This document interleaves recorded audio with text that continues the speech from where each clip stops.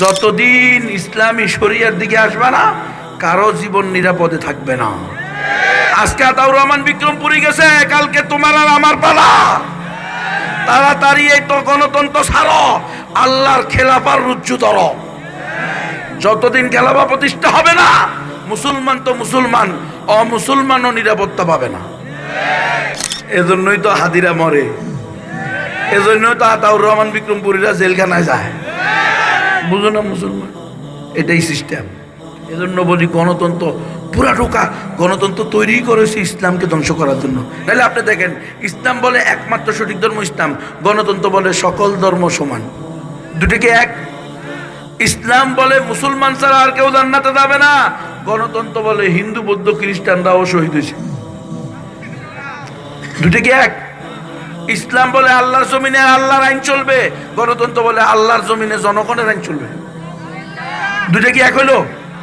ইসলাম বলে সার্বভৌমত্বের মালিক কে, গণতন্ত্র বলে সার্বভৌমত্বের মালিক হলো সাইলচোর ডাইলচোর, এই টেন্ডারবাজ, সাদাবাজ, রংবাজ। কেউ কেউ সুইস ব্যাংকে টাকা ঢুকায়, কেউ বেগম পাড়ায় বাড়ি করে। এরা হলো সার্বভৌমত্বের মালিক।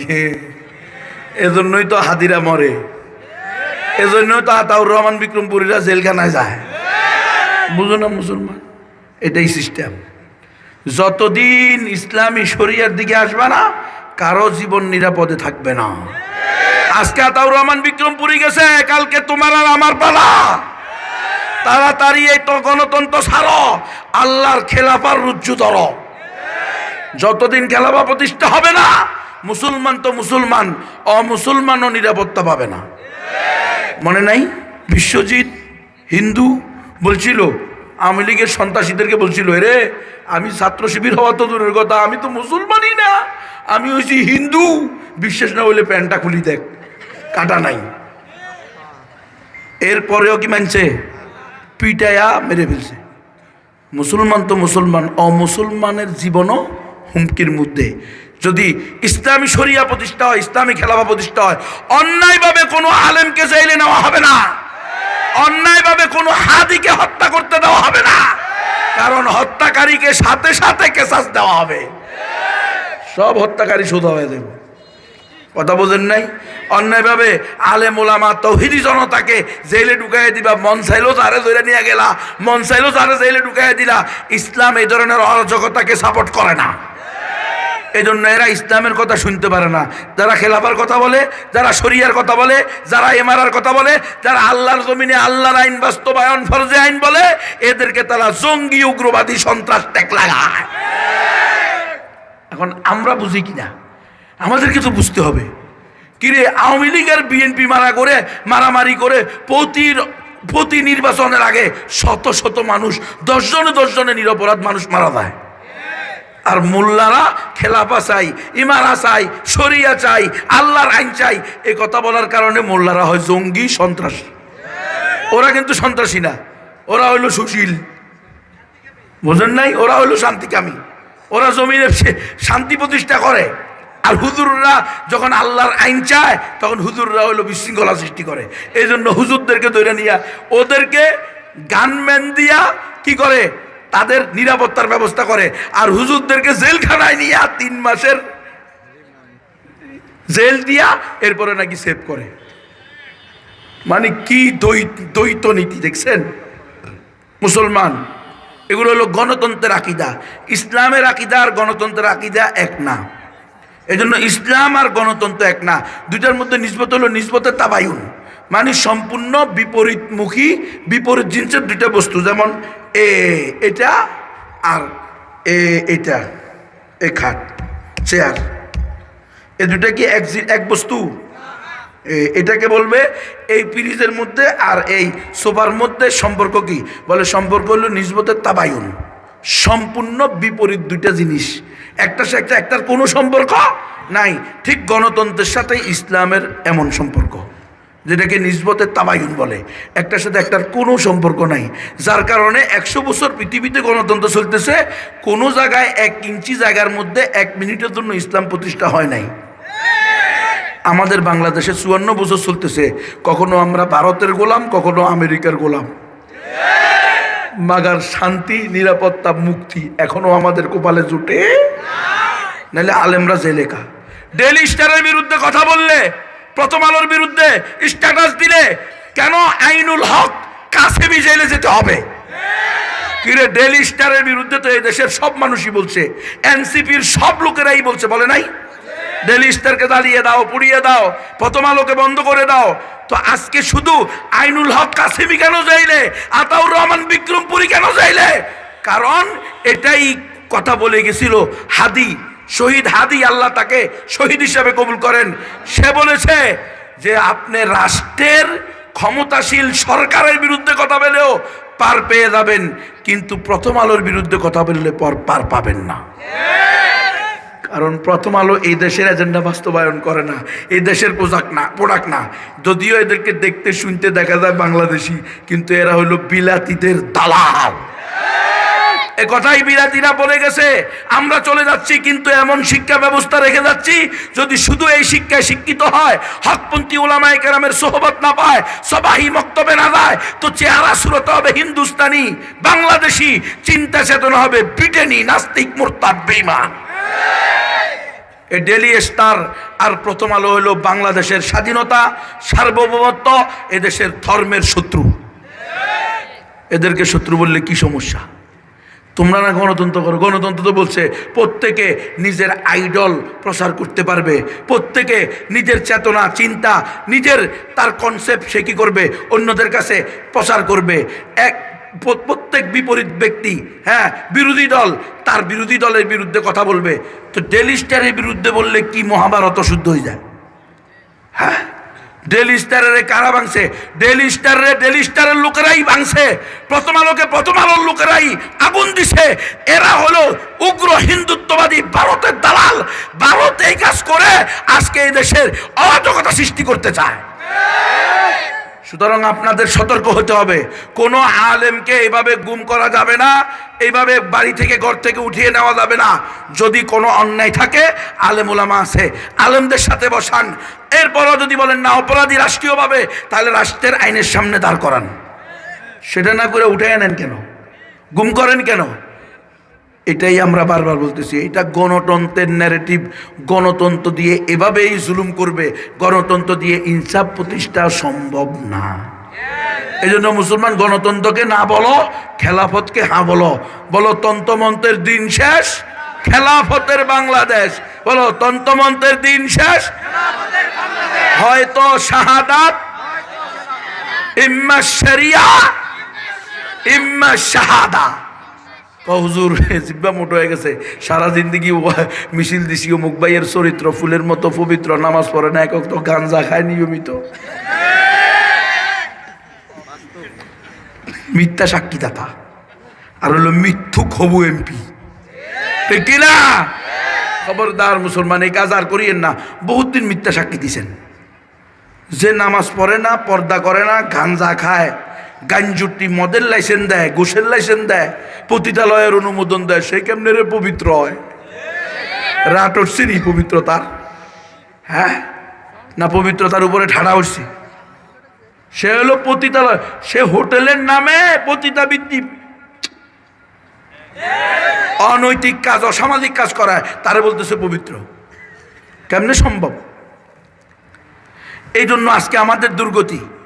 আমরা ইসলামে বিশ্বাস করি, এটা আমাদের আদর্শ, এটা আমাদের আকিদা। ইসলাম একমাত্র সঠিক ধর্ম, মুসলমান ছাড়া আর কেউ জান্নাতে যাবে না। দেখেন না, হ্যাঁ, এখন খ্রিস্টানদের বড়দিনে মৌলবীরা গিয়াও কি কাটে রে, কেক কাটে। ও বড়দিন, বড় আল্লাহ, মানে ওখানে বড়দিনে খুব পুণ্যের কাজ হয়। খ্রিস্টানদের বড়দিন পালনে খুব পুণ্যের কাজ হয় না? আল্লাহকে তিনটা বানানো হয়, ট্রিনিটি, পিতা, পুত্র, পবিত্র আত্মা, ফাদার, সন, দি হলি স্পিরিট, তিন খোদা বানানো হয়। সেখানে গিয়ে মৌলবীরাও কি করে, কেক কাটে। কিনলেই আমাকে তো উপদেষ্টা থাকতে হবে, আমাকে তো মন্ত্রী থাকতে হবে, এমপি থাকতে হবে। দেখেন না, আতাউর রহমান বিক্রমপুরীর পক্ষে এখন কারো কোনো কথা নাই, আইনুল হকের পক্ষে কারো কোনো স্ট্যাটাস নাই। কারণ স্ট্যাটাস দিলে যদি আমার পদটা বাতিল হয়ে যায়, গ্রিন কার্ডটা যদি সরে লাল কার্ড চলে আসে, বুঝুনি? বুঝনি? এক একজনের এক একটা ঝুলেছে, কাউরে কলা, কাউরে মূলা, কেউ এমপি, কেউ মন্ত্রী, কেউ 50 সিট, কেউ 100 সিট, কেউ 60 সিট, কেউ 3 সিট। সব সিট দিমু, তারপর চুপচাপ থাকো, মুখে কুলু বেঁকে দাও। সিট দরকার, সিট দিমু, মাগার আমাদের বিরুদ্ধে কোনো কথা বলবেন, আমরা যা ইচ্ছা তা করবো। কিন্তু এত বড় ট্র্যাজেডির পরে, 5 আগস্টের পরে এখনো কেন আলেম জেলে? কোথায় মুসলমান?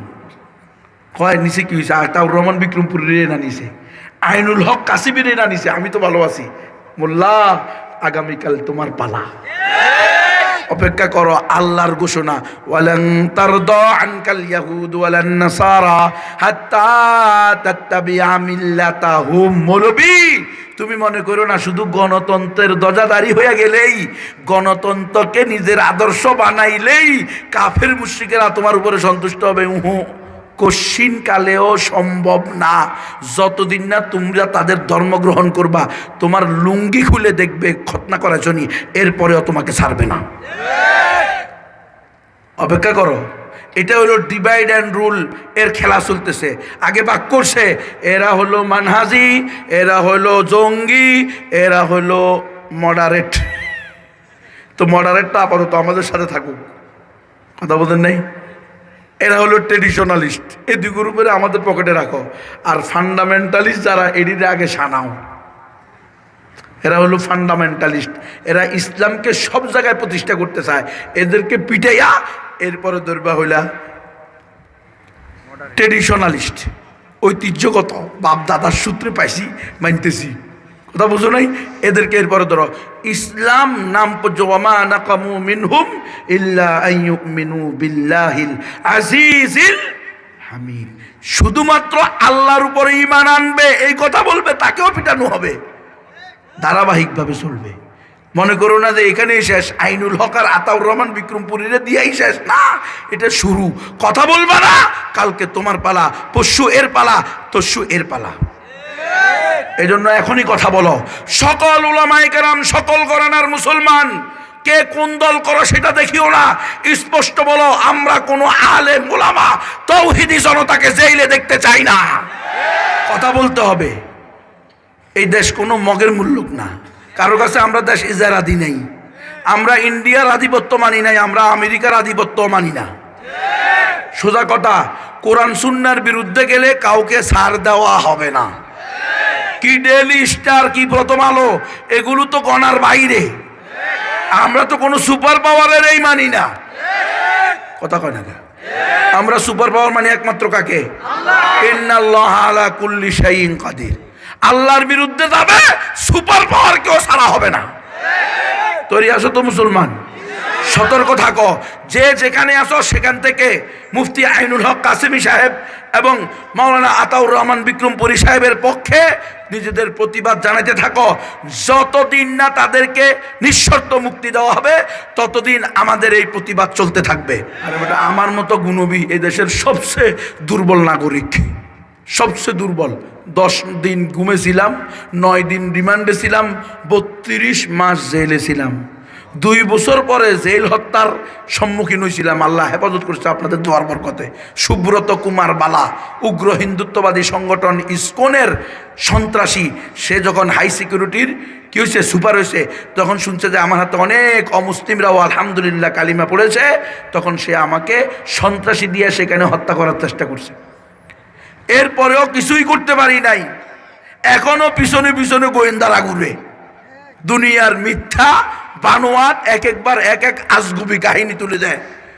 স্বৈরাচারের সময় বলছে আমি নাকি আইএসের নেতা, এরপরে বলছে আমি নাকি আল কায়দার নেতা, এর বলছে আমি নাকি হরকতুল জিহাদের নেতা, এরপরে বলছে আমি নাকি জামাত ইসলামের নেতা, এরপরে বলছে আমি নাকি পাকিস্তানের ফজলুর রহমানের নেতা, আর এখন কয় আমি নাকি টিটিপির নেতা। বুঝো, আওয়ামী লীগ আসলে কয় বিএনপি, বিএনপি আসলে কয়, মানে যাকে যেটা দিয়ে খুশি রাখা যায়, যাকে যেটা দিয়ে চাপে রাখা যায়। আমার পিছে পিছে ঘুরতে আছে। অথচ কোথায় টিটি আমি জিন্দিগিতে কোনোদিন এই পর্যন্ত জিন্দিগিতে পাকিস্তানি দেয় আমি জিন্দিগিতে সফরই করছি 2টা দেশ।